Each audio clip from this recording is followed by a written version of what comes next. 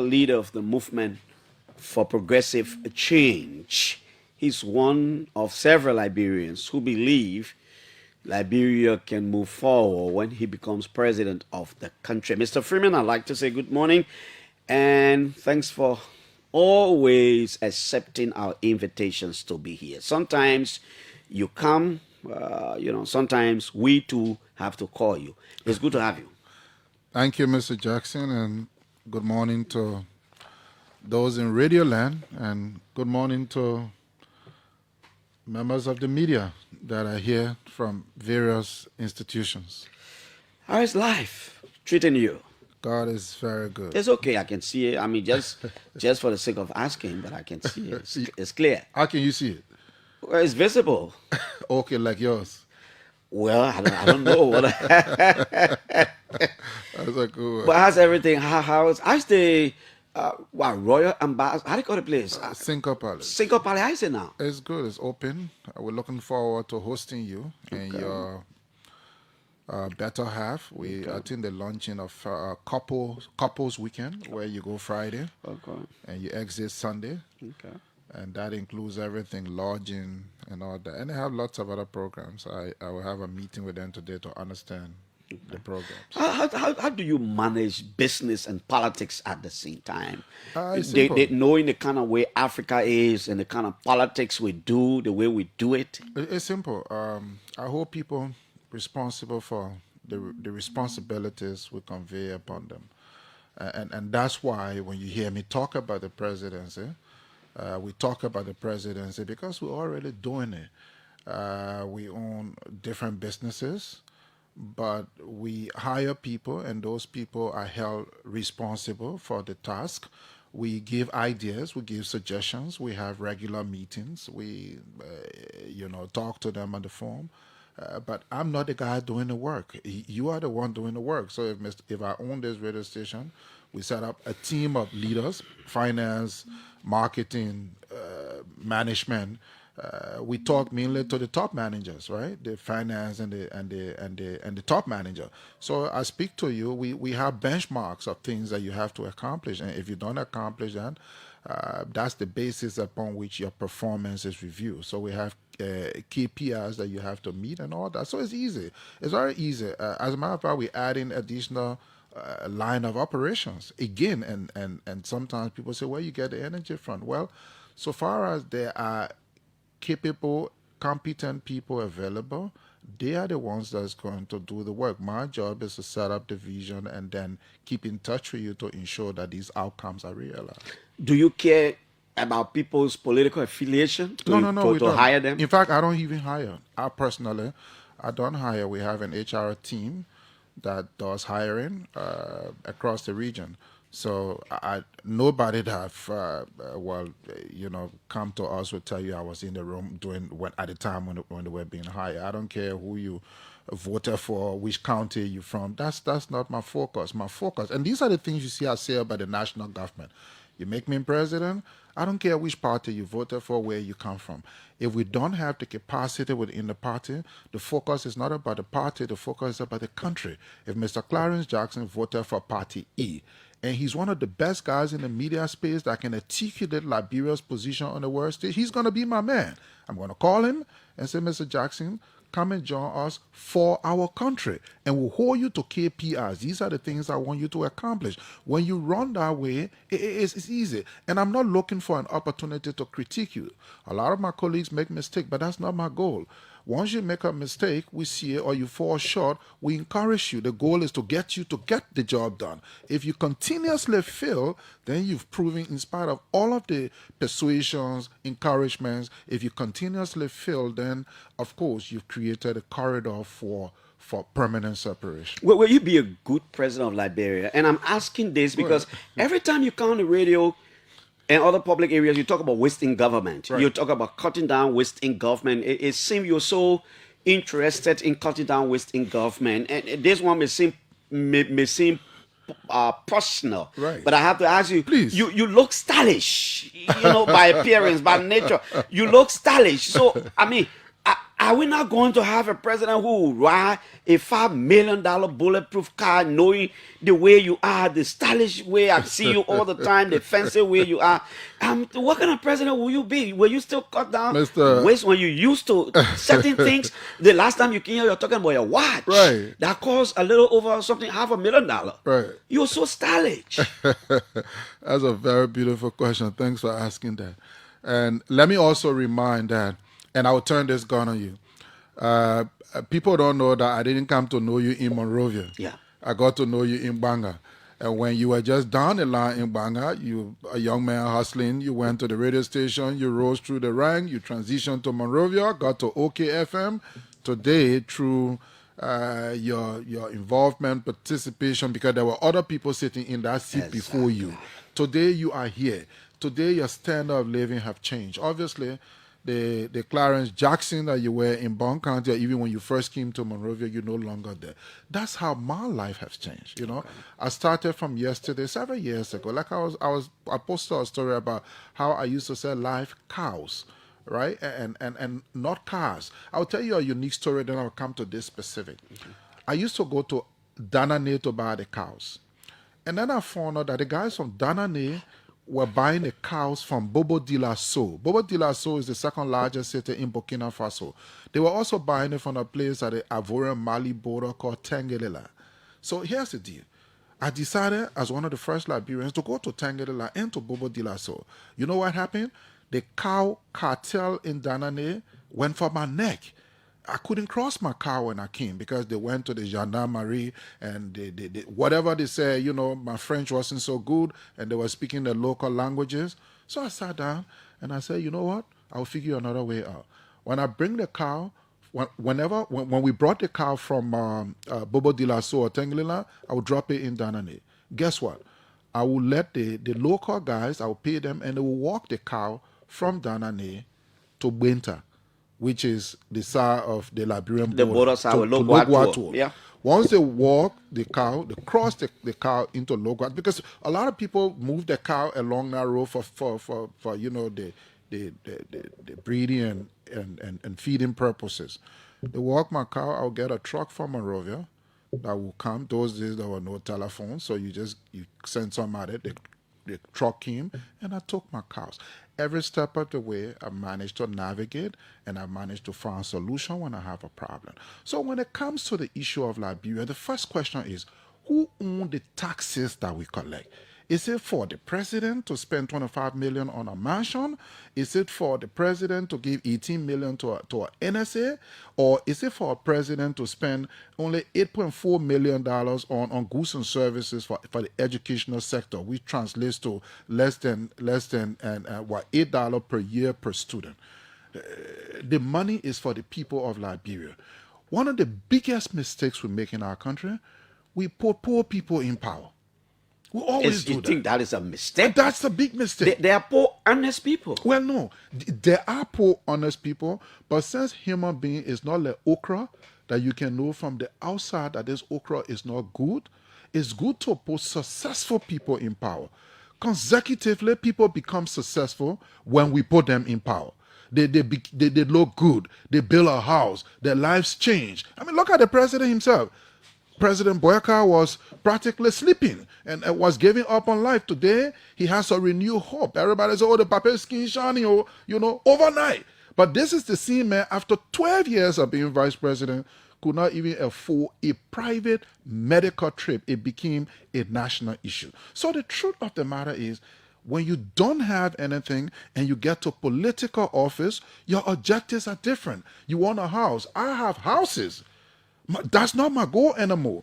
You want to buy clothes. I wear good clothes. That's not my objective anymore. I have properties. I have cars. Those are not my objectives. So when I become president, I'm going straight for the meat, which is changing the country. You think we should go for that? That's what we should go for. Ellen Johnson Sirleaf had houses. She walked honestly around the world. She had houses. She had cars before becoming president. George Weah became world best. He was a millionaire. You know, he had houses here. He had cars. He's driven good car, won good things before he became president. We still complain he was corrupt. He was blah, blah, blah. How are you going to make any difference? So let's look at the individual Ellen Johnson Sirleaf.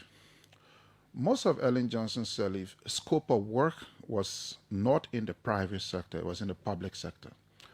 Of all of the people wanting to be president, Simeon Freeman is one of the few people who did not inherit a dime from parents, who started from poverty, was selling Wheeler Market on the streets of Monrovia, and grew up to the rank of being a multimillionaire. That's a success story. That's why my mind. Are you a multimillionaire? Oh, far more than that. Even assets we have here far exceed that. So you see, the truth of the matter is that when you have a person that was able to, by the grace of God, pull themselves from the bootstraps to the top, it means that person's mindset is what? Solution focused. Now, many times you're looking more at CVs, what this person accomplished. But to be able, like we talk about running businesses, is totally different. Look, one of Madame Sirleaf's cabinet meetings, people went there that are ministers without computers to report to the president of Liberia. Sheets on the table. Oh no, Simeon Freeman presidency. We giving your ministry 2 point something million, 3 point something million dollars. We buying you computers, and you come to a cabinet meeting and you're not doing a PowerPoint presentation. Obviously, that's not going to happen with Simeon Freeman. You have to do a PowerPoint presentation. You have to come with computers. You have to show me what you've done. So PowerPoint, what it does, you can post so much in PowerPoint, pictures, videos, all these things. The reality is, these people, many of these people, especially somebody like Ellen, did not have that capacity at this level to change it. Second thing, if you have to change Liberia, while it is true you have expertise externally, I would want to focus heavily on domestic expertise. Because you see, a lot of the people we take from the ecosystem abroad grew up there and they're used to things working a certain way. Her focus was, I'm going to go abroad, tap on the expertise. Yes, we'll create a hybrid situation, but the Liberian situation is unique. If you came from America, used to maybe asking AI or typing and you're getting solution, many times in this environment, you will struggle. Because the first thing you have to struggle with in this environment, the quality of our education is totally different. Bachelors teaching bachelors. The guy that is going to school to learn a bachelor's degree here is probably reading a book from 2000. He doesn't even probably know the title of the book he's reading, because many times the instructor prints out the pamphlet and sells it to him. When you go to school abroad, the books you're reading are either current or probably 2 years old, depending on the sector, or sometimes 3-4 years old, depending on the sector. If you in my area, economics, you're talking a minimum about 2-3 years old. So under the circumstances, secondly, the education abroad is more what's the name, is more realistic in terms of project driven and situation driven. Here is more academic, right? I went to school and nobody ever asked me what is economics. Here, if you went to university, they will be asking you that. So these focuses are different. The mindset in the West, if you say 2 o'clock meeting, the guy shows up. And you know, in global business, we also learned that if you went to Mexico and you say 2 o'clock, the guy comes at 4 o'clock. If you went to Ghana, you say 2 o'clock, he probably comes at 3 o'clock. You say 2 o'clock, sorry, he probably comes 3 hours later. In Liberia, if you say 2 o'clock meeting, the guy is probably coming 3 hours later. You have to understand the intercultural dynamics. So if you take a guy that went to school abroad, that worked in a successful environment, if he came here, what happens? His enthusiasm is undermined, and then what happens next? He was like, I'm not going to kill myself. So in many respects, we have to groom local talent and re-leverage them on the political scene. But more besides, the government follows the vision of the president. Now, If the president has a clear drive and a vision and say, this is what I want to accomplish, this is how I want to accomplish it, it changes everything. You don't see that happening? I don't see that happening. But I'll remind you, President Mr. Torba, Freeman, dishonesty is an issue of character, not necessarily wealth. So a worthy person can be corrupt and dishonest. True. So you do not have to be worthy to be president of the country or to serve a public service job. Because dishonesty is an issue of character. True, Anybody, big people, wealthy people can be dishonest. A poor true, person can be true, honest. true, very true. A wealthy person can be dishonest.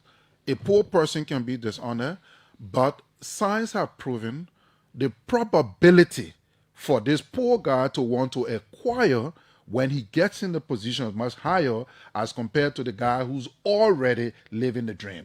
I'm already riding first class. I'm already riding business class. I'm not going to be like some senators who rode business class and decided, oh, we're going to lie about it because it was the first time riding it. I already live good life. I already have a comfortable life. My children are all grown. They're all out of school. So I don't have those kinds of demands anymore. My reason why I want to be president is not to become. I want to be president because I came out of poverty, and what I was able to do for myself by the grace of God, I want to do it for my country.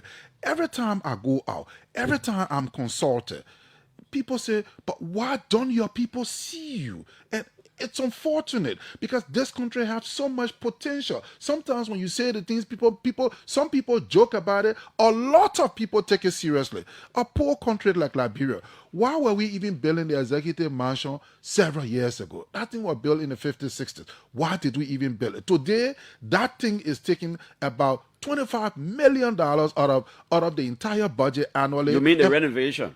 Not just the renovation, just running the Ministry of Okay, State, okay. 13 million, according to them, which is not true because the monies they move around move right back. The president's office 3 point something million, EPS 9.1 million. You put that together, EPS at a mansion, right? Protecting the president and vice. Then you have the president office 3 point something. You have the executive mansion 13 point something. You have all of these people sitting there calling themselves advisor, advising who we don't know. That whole budget comes to $25 million. Why are your messages not resonating, Mr. Simeon Freeman? Oh, they are. Liberians seem not to grab. I mean, if Oh, no, they are. if they did so, they would have gravitated towards a political party. But Well, now, no, probably you're I president of too the have country. a problem. You see, this is where I'm different. Did I properly tailor the message and take it to them the way I should have? I realized that we had lots of deficits in the way we convey the message. That's why we are conveying it differently this time. Also, many times when people have needs, sometimes they can't look beyond their needs. You have to isolate their needs, and that's why Jesus Christ's message, when he saw the people was hungry, instead of continuously preaching, he said, how many fish? I mean, what is available? And they brought bread, they brought fish, and he fed everybody. You have to be able to deal with the needs. So, in many respects, our politics now is where we go and the needs are chronic, we isolate needs, and then we propagate the message. And it's working resoundingly. So the difference with most people is they blame the people who didn't elect them. We are blaming ourselves for not adequately conveying that message to the people. If you travel around the country, all politics is local, they say. Priorities would differ from one county to another. Definitely. So as the mentality of the voting population. Why do you think Liberians vote the way we do? Several factors. Several factors. Let's take factor one. Like I keep saying, needs, right? Let's take the Banga era. Let's take the Fuama era. The Fuama era feel that, look, we have not been part of Bon County for a while. Everything goes to Banga and that area, right? So Banga, Swakoko, SKT, all those areas right by, Phoebe, all those areas right by Banga benefit. We see nothing. So if you go to that former belt and you talked about capacitation, independence, then they see you as the guy propagating and regurgitating the things that they want to hear. So for them, the issues that are important, if you elevate, is totally different. Nima County has a totally different priority in terms of the Gyo people, what they see for in terms of leadership. Liberia has a history. Nima was previously populated by Bassa and Crown tribes. Then the Guamano came from across the border. They attack and they settle. And that's why Nima has this unique form that a lot of people don't talk about. To the we and Dawulu side, you have the Bassa people. Then Kabli on our other side, you have the Crown people. A lot of people don't know that. Then coming forward, you have the Gio people. Then further on this side, you have the Mano, and then the Madingos were inserted later. So the politics there is different in terms of the perception and what they want to hear and what they want. So if you're a politician, you need to be able to navigate these issues. Do I hold myself and my team responsible? Yes. And that's why our message now is totally different in terms of the way we carving it. Is it the same message? Yes. But the way we conveying it, we're not going to come to a place, see your need, and ignore it. And that's why by next week, we launching 2 different markets that they need in 2 areas. We're going to be executing bridges in certain areas, right in the Monserrato Todi area that they need. Then when you should have done that, when the guy is hungry, you gave him food, then he said, okay, Mr. Justin, what you get to say, now I can listen to you. But you just go with the message and you forget the need, then he walks away not even appreciating what you've said. Now, sometimes I believe, and maybe I'm wrong, but sometimes I want to come up with the conclusion that governance in the country is not about solving the problems affecting the people. It is about a group of people leaving the stage and another group of people coming over. How do I know? Because time without number, there are certain things in the country that are not changing. The issue about entitlement, belonging, this is our time. Right. We won the election, we're in the trenches, and the issue about us, maybe you said initially, getting real professional people Right. from jobs that probably they were the only people trained to do, but because they do not come from political parties. Right. So we have a whole batch of different governance issues that we're supposed to deal with. How do you make a difference? Oh, I'll tell you that? this much. I'll give you some examples. I've been the person that I've said, look, if you made me president today, one of the people I will call, even if she didn't vote for me, would be Mary Bro. Today we still celebrate Mary Bro Day, right? It shows that people can align if you actually get them to align. So Mary Bro came out with first Saturday cleaning up. Long after she's left the city hall, it's been almost 8 years or 9 years later, Mary Broad Day or first You will Saturday. call her even if she publicly did not campaign for you. That's not my focus. You see, my focus is to get a job. So in my private businesses, that's not my focus. Imagine businesses where I can get stuff done with all of the challenges. That's not my focus. So when it comes to government, that's public funds, public resources. We want to get a job done. That's another lady. This lady worked at the fisheries doing the CDC town. What's her name? Emma Glasgow. That lady, that thing was sitting order. We didn't know. Just the other day, I'm also looking at doing fisheries in Liberia.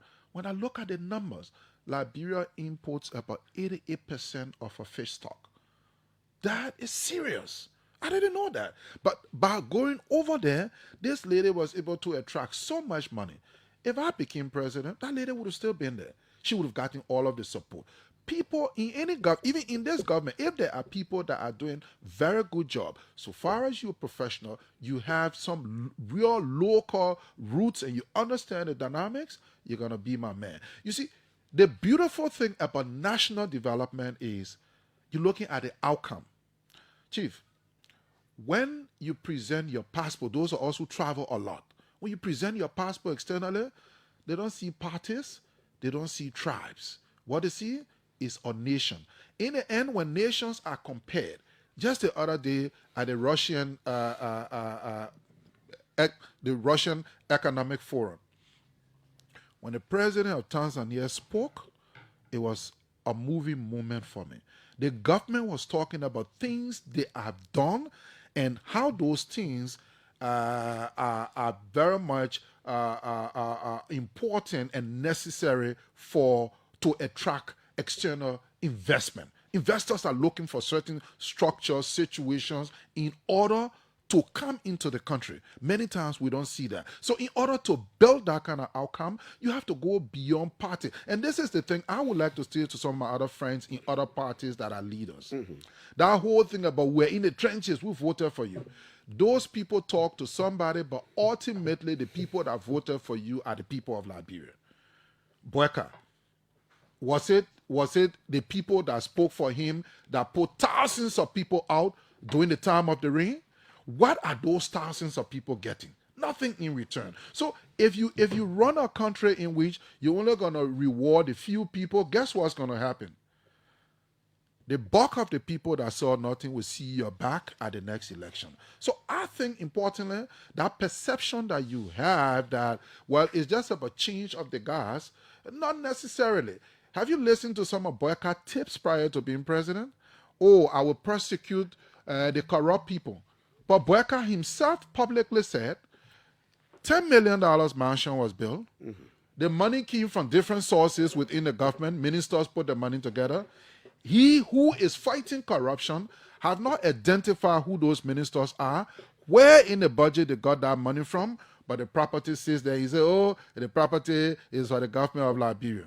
He, the very worker, have suspended people in his government. He never investigated them. He let them go. But this is the guy that's fighting corruption. But the only corrupt people he's fighting are people from the past, but not people under his own administration. It says a lot. So you see, when the guys get there, they change. And many times, like I said, Boyka could not even afford hospital bill. You made him president. What do you expect? So you see, when you make people that are already successful, that have a clear vision, that are living it. I'm running businesses. I'm opening businesses. I've never worked in government. Even though it is also scientifically proven at some point that people who have more want more. Yeah, it's true. But then people who have more want more. Let's take it that that's true 100%. Let's take it that everybody that has more want more. But many times, you know the difference between being rich and being wealthy? When you are rich, you came across certain wealth, right? Somebody came and gave you $1 million, or you were able to source it through public service some kind of way, or $2 million. You are rich. You got money. Wealth, do you know how many nights I had to have sleepless night thinking about problems? Do you know how many times I had to be patient waiting for outcome? Do you know how many times I had to recalibrate situation, look around it? So you see, people in our sphere are not in a hurry because we understand there is patience. Today, everybody is talking about Dangote refinery. Do you know it took this man started it in 2012. He thought he would finish it in 2016. He thought it was a $12 billion project. It ended up being a what? $21 billion project. 11 billion more was added, and it took him, instead of 4 years, it took him what? 10 years to build. Patience, endurance, struggles, rejection. That's the difference. Connections, understanding the value of relationship. These are the things that come with wealthy people. When a person is already wealthy and they get there, they have core values. And the core value says that even if they wanted to make some money, there are legal and legitimate ways in which they make it. When you don't have anything at all of those values jump out of the window. Everything you told people is an issue of the past. Give me one good reason why the executive mansion will approve a budget that spends $400,000 on media intelligence for Ministry of Information, but spend $20,000 on curriculum development. The same executive mansion signed off on a budget that spent $4.5 million to buy drugs for the whole country. But the same executive mansion gave $18 million to the NSA. Now, Simeon, Freeman, as we move on, there are multidimensional political discussions amongst Liberians. Right. Now, the people from the opposition are serious. But now, in 2020, 2021, there about the CPP was in order. They were not only critiquing the government or criticizing, they were providing alternative governance options for the country. If you wanted to send a message to the opposition community that would translate into making Boakai a one-term president, what would that be? I didn't get that question. If you wanted to send a message to the opposition community that would translate into making Boakai a one-term president, what would that be? Well, behind the scenes, we are actually talking to each other. We're structuring alliances. You think so? I know so, because I'm part of those discussions. We're talking with each other to structure alliances, to structure relationships, we're fully aware that going against a sitting president and government that has access to the central bank, printing, wanting to bring 7.5 billion Liberian dollars and all that, and collecting money from the treasury, we know that defeating them is not going to be 200 parties going against them. We're fully aware of that. So we are talking to each other, and there will be some level of collaboration, probably not completely, but there will be some level of collaboration and engagement to ensure that this government goes off the table. Now, having said that, You think it's that easy? oh, is that easy? Is that why you're hearing? And also, look, another thing I wanted to say in line with that. The other day, you took your microphone and you went to Rally Town And we're Market. planning to do more of those kinds of interactions. You went to Rally Town Market. Yes, we did. You were shocked. It was not the opposition talking. You took a microphone on plan. You Yeah, didn't on announce to anybody. You went there and you went to interview the people. What you heard surprised you. You see, one of the deficits of policy, even for us in private sector, we recalibrate. For example, I will use myself before I come to that. There was all this noise. Somebody said, "Oh, we said we're building Freeman City. What happened? Well, what happened?" I'll show you all of the designs. We spent hundreds of thousands of dollars, developed the design. We have the land. We did a layout, and then we came to the core part. Who are our customers? Do you know? A lot of the people that we spoke with that had interest, they wanted 30 years mortgage. I'm not a bank. I can give you 30 years mortgage. Or everywhere else where we do real estate, you pay in 24 months. You pay up and you take it. 2 years. 2 years. All over Africa where these developments are done, Accra, Kenya, all these things, you pay 24 months. Okay, in places like Kenya, the bank gave you up to 30 years. South Africa, the bank. So what the guys abroad are confusing is that mortgage that they have is from their bank. It's not from the developer. The developer got paid immediately after he built.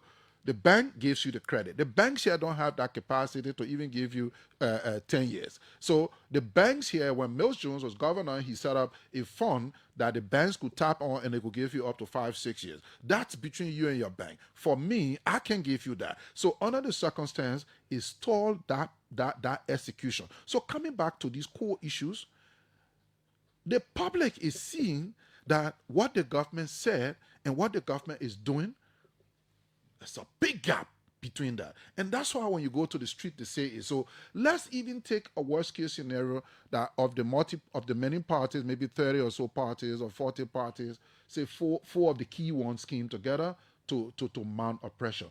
Already on the streets, the government is short selling herself. Do you think the people are crazy when you bring in few buses and the president gets in it? I don't know who even advised him. I mean, are the buses for free? Are the people not going to pay for it? How are you trying to help our economy? You know, if I were president, there are core issues I want to look at quickly. One of the core issues I want to look at quickly would be, how can I put money in my people's pocket? Many times when you have this discussion, they say we can't build factories because we don't have electricity.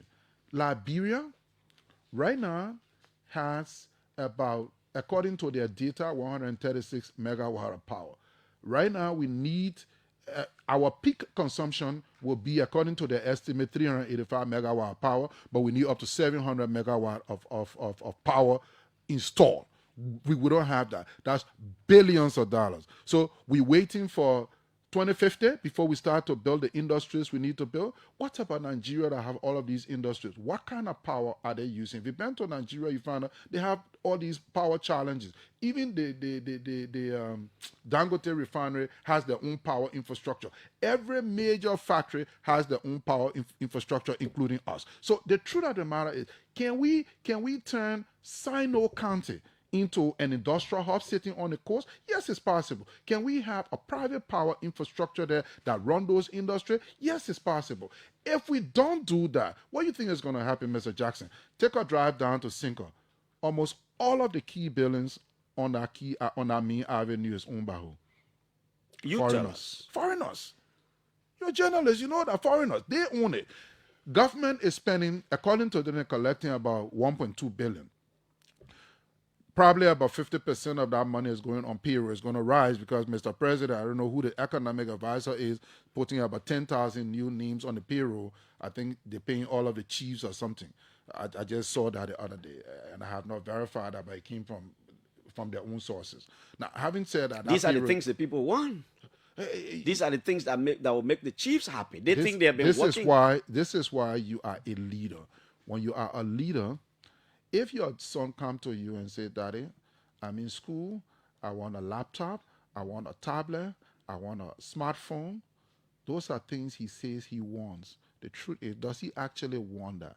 What those chiefs actually need is they need an agricultural program that capacitate them so that when they grow the crops have an instant market. That's why I've always said my first drive would be use public resources, lend it to the private sector, create 30 companies that will be equipment companies with clear land for farmers, give farmers free ceilings, buy yield from them. That puts money in the hands of the chiefs, the town people, the local officials. It makes them rich. It's not because they told you, Mr. President, pour on government payroll. You sit down and you know that government is already a burden to the people. You got APN terminals, you got CTN, you got Meta, all kinds of things in the port that I was just telling the guys last night when I met with some guys who were having some conversation. I bring a 40-footer container to Ghana. It costs me less than $3,000-4,000 to clear. US dollar. You bring a 40-footer here, you're talking almost 12,000. Our tax region here is very heavy. And as a result of it being heavy, buy one lay used car. I'm sure you've heard it, not even from me, from many other people. They send that used car, they have to pay so much, so they're so discouraged. So if you had less money and you just wanted to buy a little small used car to navigate, it's so expensive. Now, so I just want to deal with it. You burden the people in order to deal with that, because chiefs told you that as a smart president, if you have the right smart people around you, you find out, no, I will give you a solution and explain to them that solution. What will happen? Liberia crop availability will be huge. We can now look at adding value to those crops. All of those chiefs will be super rich because they're not lazy, they're very strong, they're industrious. We would have put, in fact, more than the peanuts you're trying to put in a pocket, the 150 or 200, whatever you're trying to put in a pocket. What you would have done, you would have made them so wealthy. But again, that's the confusion we're talking about. Lack of understanding of the issues. There is something that is coming up. There is an existing law, and there is something, enforceability and implementation is coming up that could prevent people like you, Tiawan Gonglo, and others from participating in the election. Maybe not as the individual, because you can always establish another political party, but I'm talking about a political institution. That one has to do with this political party meeting a benchmark in terms. Yeah. What do you think about that? I'll tell you I what. think I heard the new elections commission chair. That's something that is interested in enforcing. Yeah, unfortunately, the new chair may need to read the Constitution. Any law that is in conflict with I think the Constitution. Gonglo is in court, by the way. Right, and Gonglo's step that he took was extremely appropriate. I've heard some very silly comments talking about he should not have gone to the court he went to. The way those things work, you go to the lower court. If the lower court cannot deal with it, the lower court will take it to the Supreme Court. The Supreme Court typically does not receive evidence, but under those kinds of issues, the Supreme Court receives it. So his strategy is that it will not come from him directly as a party litigant, but that it will come from a lower court that say, well, this is a constitutional issue. So it's going up. But more besides, if you look at that, we have, I think, one or two representatives from our party that are currently serving at the House of Representatives. So from our side, we're clear. The other thing is, if you say you want to enforce that law, then after every is it election, about representative or a certain benchmark in terms of percentage? It talks about representatives as well, right? If you're able to get representatives. But having said that, if you want to enforce that law, then what's going to happen? Every 2 or 3 years, you have a new party coming up. So of course, it will be easier to register a new party if that's the rope you want to take. But then don't forget, you have to go to court to be able to decertify these parties. So we would think that Councillor Gonglo's stand is very brilliant, and we intend to call him to try to help so that where that law, the elections law is good, but it intersects with and conflicts with portions of the Constitution. Where that happens, then that needs to be corrected and that portion needs to be struck down. And I think there are some other representatives at the House of Representatives and at the Senate that are also now trying to come up with an amendment to that portion of the law. Simeon Freeman is political leader of the opposition Movement for Progressive Change. He's our guest this morning. Several online platforms, Spoon, Front Page Africa, and as I will get the name, I will announce all of them. Are carrying this thing. The Excellent News Network and all these other institutions are carrying it live. We'll take the lines very, very shortly. Simeon Freeman has always been passionate about cutting down costs in the government. One minister, he always said, the day I become president, I will start out as a Minister of Information, Cultural Affairs, and Tourism. So let's go to the lines. But before we go to the line, let's talk a little bit about the MPC, the political party. Visibility in politics is important. Have you been able to resuscitate the activities across the country to make your party more visible? Oh, yeah, we're working, except that probably you're not following. Maybe I will have my people connect you so that the things we do, you'll be able to see it, or maybe we need to invite OK more often. We'll talk to our media people, but we're doing a lot of work across the country. Okay. So let's go to the lines now and take some calls. Mr. Freeman will get his pen and he will be jotting down some of your concerns on 0777 700-99 and 50555 02699 and 5 is a WhatsApp number for Liberians out of the country, and 0555-995-995. Let's go and take this first call. Good morning, sir, madam. Good morning. Good morning. Are you there? Okay. Good morning. Yeah. Yeah. Good morning, Clarence Jackson, and good morning to political leader, Mr. Simeon Freeman. Yeah. Yeah, this is Pastor Command. And I call as the national chairman of the UP Intellectual Bureau. You know, I always listen to the political leader there in studio. I start quietly.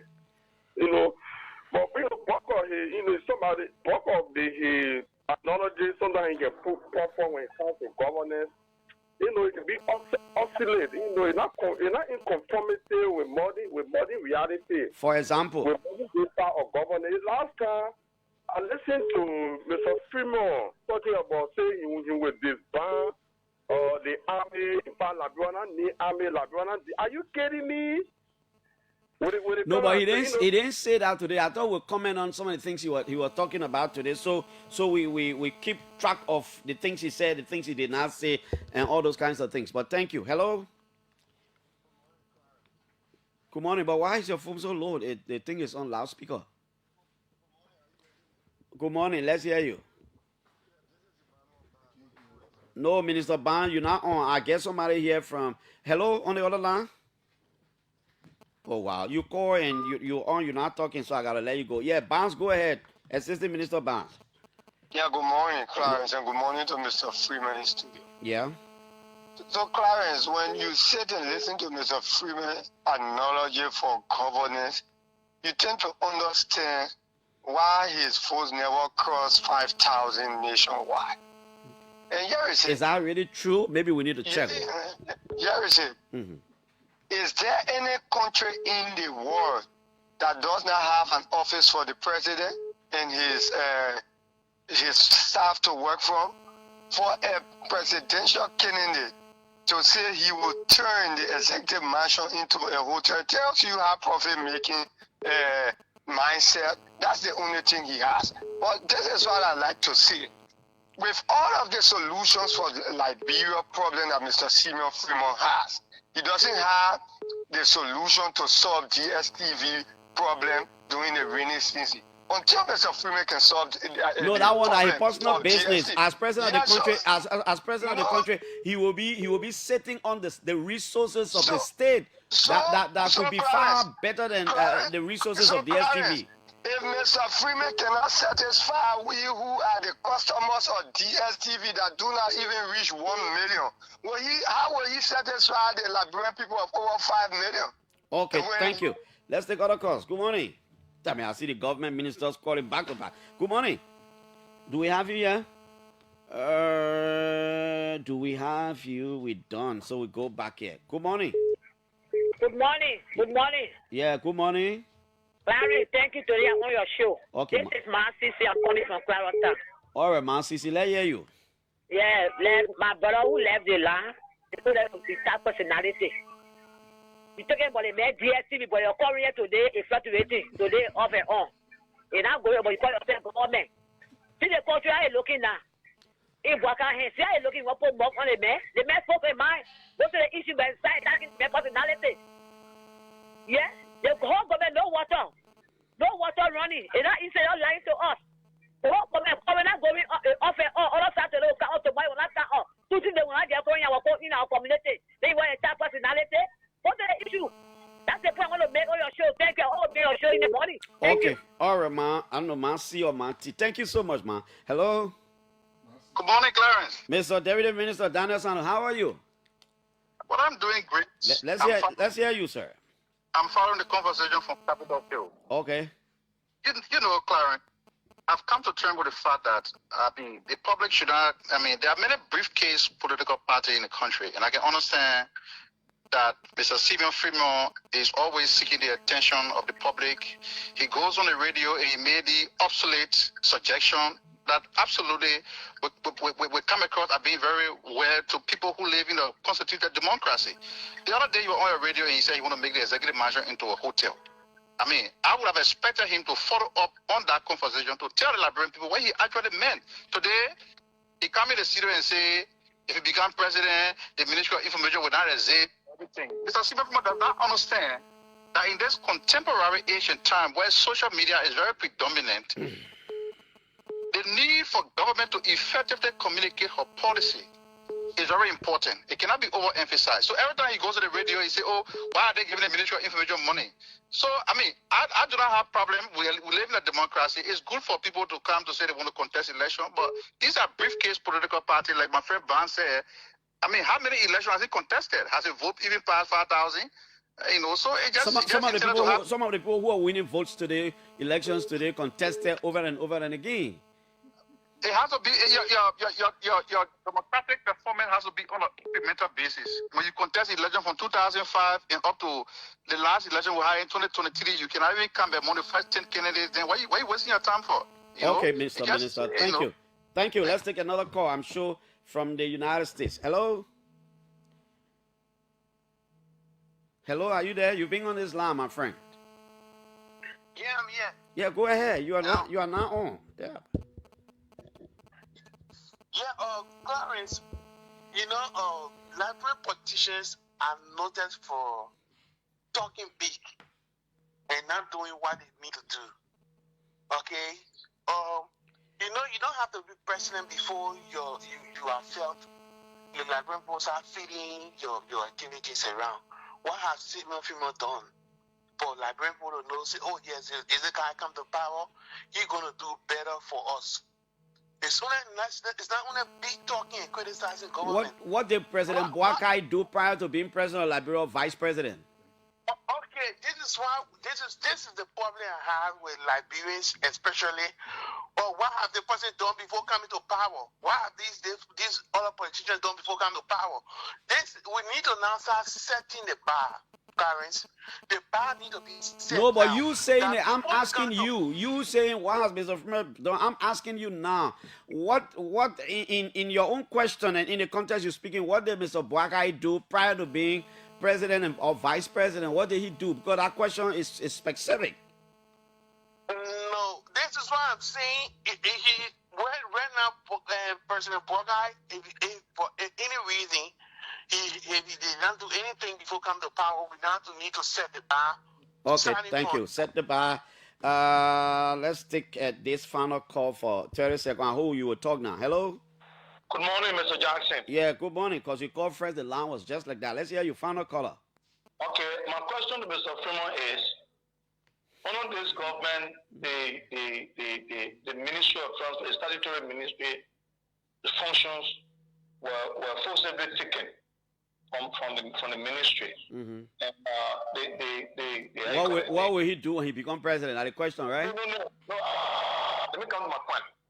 And the managing director or the CEO of traffic management said yesterday on public radio and in public space before our legislature that the police, the traffic management had absolutely nothing to do with the driver license component, but instead the justice ministry and the police.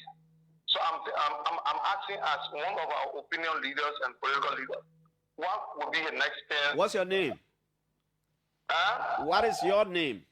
My name is Patrick S. Pia. Okay, Mr. Patrick Pia.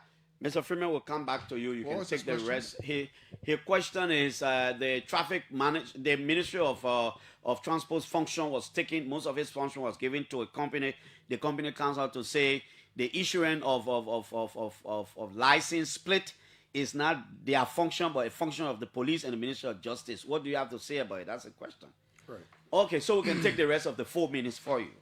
Right. So Mr. Barnes says something, and I think Ma CC dealt with that adequately, because every time you come to the public space, most of these boys that have never, most of these boys that have never really worked before, and they basically promote and facilitate the this whole political theft and thievery that's taking place. They'll come and just talk. You call yourself a public official. The National Elections Commission records are publicly available. You refuse to look at it. You throw numbers out. You lie, and then you expect us to take you seriously. So CC reminded them, let them go and solve the issue of running water and electricity. She lives in Clarendon, just right across the street. Mr. Sano talked about the mansion. You see, and that's the problem. Prior to today, this young man had no job, totally unemployed, living off. Can we just focus on the issue, Mr. No, Freeman? we are going to do that, but it's good to describe this. These are the people that are the policy makers. These are the people that are supposed to get outcome. They don't understand that if you are, as a father, during the time of tuition, the reason why purchasing power drops, because everybody is focused on tuition. That's a national issue. Everybody is saying, I'm looking for tuition for my kids. So if you're spending X amount of money on a mansion, do we need a very big executive mansion with lots of advisors, lots of a whole ministry? The Ministry of State for Presidential Affairs was actually established in 1971. We didn't have that before. Do you need that big infrastructure just to run the office of the president? So justifiably, do we have similar structure for the office of the vice president? Obviously not. So you see, when they make these things, that's the thing. The people that are having national discussion are so incapable, incompetent, and lack capacity. But when well-meaning people who know how to run stuff talk, me, I'm CEO, where's my office? I don't even have a personal assistant because I don't need that. My laptop is. I have phones. That's why I have these big phones. So I can schedule stuff. I have an operational team. My goal is to reduce costs. Elon Musk, who's a multi-billionaire. Dangote, who's a multi-billionaire.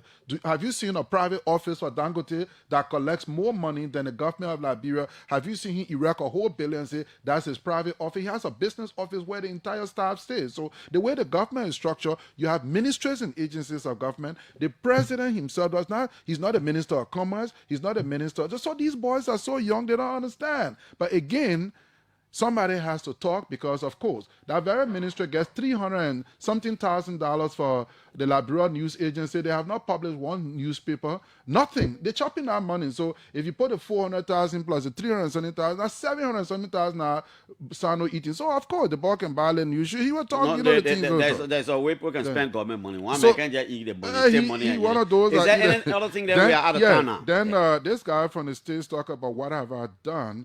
Just for the record, sometimes people just call and talk. I think he forgets that we were the first, I personally was the first person to partner with the group of medical surgeons in this country to go around the country, spend more than $100,000 to provide surgical operations for people.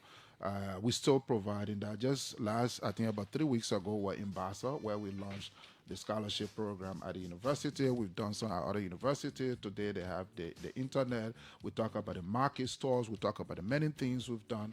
But he doesn't want to hear that. He just wants to call. So, all his luck. Then this other guy talk about the function. The truth is, I have not looked at the function of the police. There's an act creating the police and an act creating the Ministry of Justice. I have not read them, so I wouldn't be in a position to Mr. make any Freeman, informed comment. I'd like to say thank you so much, man. We wouldn't get tired calling you here. The only thing I noticed is that every time I call you, I think I need to do 2 hours. But thanks to all of you. Thanks to Punch, FNM TV, Spoon TV, DN News, Today Liberia, Liberia latest news, Nationwide, excellent news, closing argument. These are platforms that were here in our studio. Thanks to all of you. My name is P. So tomorrow morning we'll be back here with the Thursday, June 11th edition of the OK Morning Rush. Thanks to all of you, man. Let's keep the conversation safer, because civility matters in the politics of the country. I'm out of here. Tomorrow we'll be back here.